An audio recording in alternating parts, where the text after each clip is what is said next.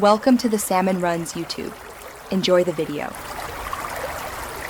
In this video, I will explain how to play Outback in Rainbow Six Siege. Outback is a unique map, offering a blend of close-quarters combat and longer sightlines.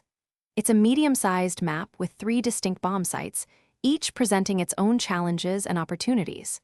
We'll cover essential strategies for both attackers and defenders, focusing on key areas and effective gadget usage. Mastering Outback requires good communication and map knowledge, so let's dive into some easier-to-follow tips to elevate your gameplay. As an attacker, effective droning is your best friend on Outback. Always clear rooms thoroughly before committing to an entry. Focus on breaching critical walls, especially those leading into the bomb sites like the one connecting garage to games room. Securing areas like the garage or laundry room early provides crucial map control. When planting the diffuser, remember to use smoke grenades to obscure defender lines of sight, giving your team a better chance to secure the round. Coordinate pushes to overwhelm defenders. Defenders on Outback should prioritize reinforcing key walls, especially those protecting bomb sites like the one between games room and garage. Deploying barbed wire or deployable shields in high-traffic areas, such as the main entrance or the stairs, can slow down attacker pushes.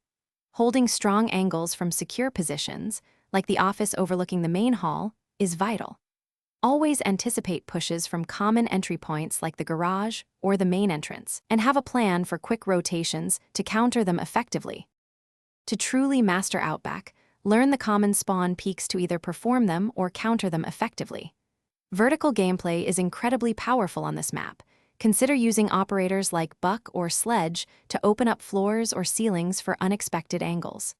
Constant communication with your team about enemy positions, gadget placements, and callouts is paramount.